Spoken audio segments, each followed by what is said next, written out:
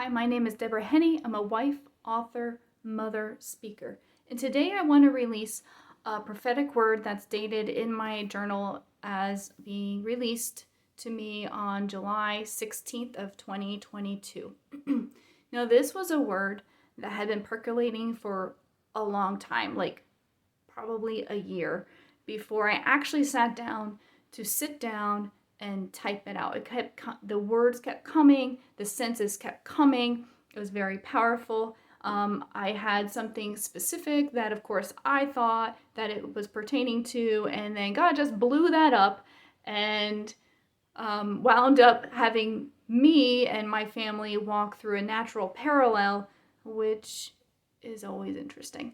But this word is called shift. So the word shift itself had been resounding very, very loudly. And like I said, and when I actually went to write this word and type this word out, just days after I typed this out, and I sat down to type it out because it was almost like God was shouting this in my spirit. It was like, shift!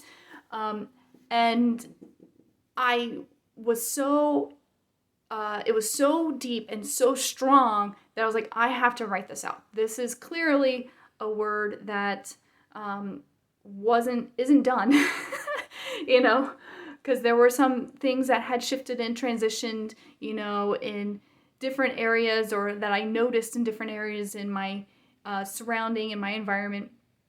And like I said, days after I sat down to type this out, there was a big shift in my life as like a natural parallel to this prophetic word. And when this shift actually happened, I was going through some, emotional processing, because it wasn't an emotionally easy shift to go through. But God told me, he said, why don't you read that last prophetic word I had you type out? And when I read it, I was just floored with how much it spoke to me, and God used it to minister to me in that time. So here it goes. I pray that it blesses you and ministers to you as well. I do believe that this is a word for many in the church. Like I said, I already saw this taking place and starting to take place in multiple other people in my life and situations in my life and around me. But I don't think it's done yet. And I think it does kind of connect somewhat to the anchor and the rumblings word that I released a bit ago, which you can find on the YouTube channel, a few prophecies before this one. So as of July 16th, the word shift had been resounding very, very loudly in my spirit for months and gaining frequency and intensity. Like I said, to the point where in the spirit, it was like God was shouting, shift! So this is the word that he released from that. There is a massive shift that is taking place in multiple levels in both leadership and on the individual level, both in and out of my church. The groundwork has been laid and the movement has begun, but the great shift is yet to come. I am repositioning people. A slight change in direction and focus for some, and a life-altering change for others.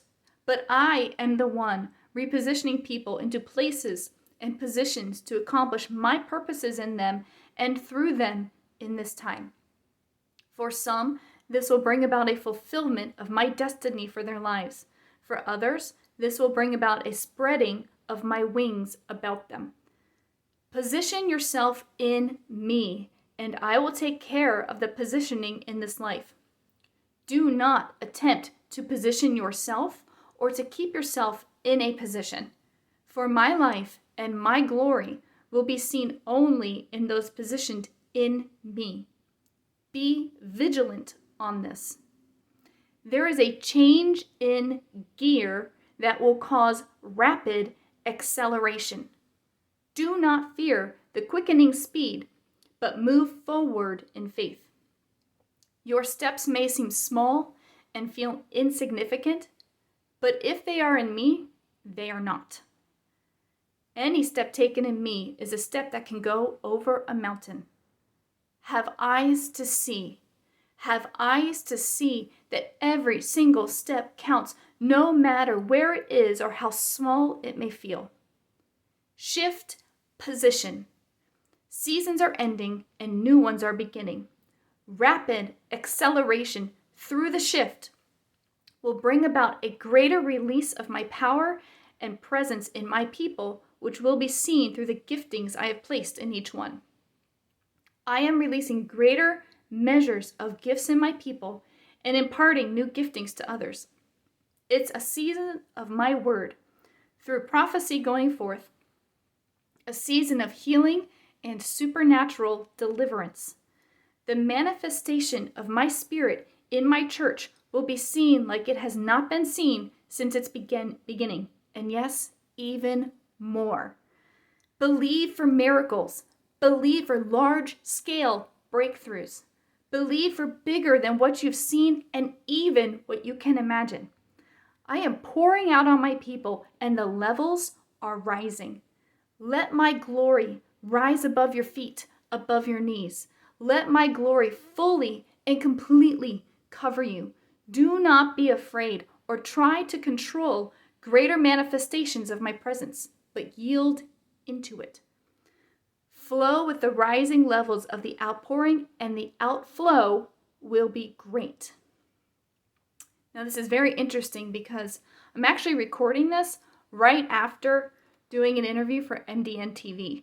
And we were talking about an experience that I had had in heaven where I saw the river flowing through, well, in the Bible it says it comes from the throne room. At that time, I didn't see the throne room, but I did see the river flowing through what looked like fields and rolling hills. And in that interview, I was saying, what's interesting? I didn't take a whole lot of, put a whole lot of thought into this river when I had this particular experience because I was very, very young. I was only 12 years old. But lately, God has been releasing words of rising glory and a flood of glory, and the imagery is water. And it's just interesting as I'm reading this, it says, let my glory rise above your feet, above your knees. In the vision, it was a river. And this river of God comes from the throne room. So it's like God is welcoming us deeper into his presence and deeper into his heart, deeper into the throne room. And from that position, releasing immense amounts of glory and surrounding our lives in glory. Because when the glory of God comes and there is wholeness and healing and deliverance, you can't argue with that. There's no arguing with, well, I, used to have a food allergy and now I don't. And it all happened when somebody prayed for me. I used to have pain or, whatever other medical condition that is documented, and now I don't. And the only change is that somebody prayed for me and the presence of God came. You can't argue with that. So there's a measure of real, tangible manifestations of the impact of God's presence that is going to be seen in people's lives, in their bodies, in their minds, in their spirits. But the caveat with that is that we can't control it. We can't be afraid of it, but we need to yield and surrender into it. And the words I keep getting is overflow and outflow. So God's like filling us with his presence and filling us with his glory to fill us, but not just so that we're full, but so that it outflows into our environments, into our neighborhoods, into our workplaces, into the nations. So I am very excited for that. And I like the imagery here also, where he says changing gear and rapid acceleration. That it was almost bringing in a car analogy, where you change gears and then you rev up your engine and you go. That for many people, you felt like you've been in a holding place. But God is bringing a rapid acceleration. That holding place, it's of God. Don't be impatient through the holding and the waiting. that waiting time is, we're called to remain under God's joyous, cheerful hope in those holding times. And God is doing things in us as a preparation, because when God moves, it's amazing and it's like that. So but if we haven't been faithful through that holding place, we're not going to be ready for the rapid acceleration. So there's a rapid acceleration that God is drawing many, many people into their callings, into their assignments, into their anointings. And he says that steps may feel small and seem insignificant. Maybe we would look over them. But he says, don't overlook those. Those small steps, if they're in me, they can take you over a mountain. Even though in our human logical brain, we think that what does it matter anyway? Because it's not a big deal. And God says, oh, no, it's a big deal, because any forward step in faith is an incredible step in the Lord. A season of my word. And the sense there was the prophetic word that God is releasing prophets.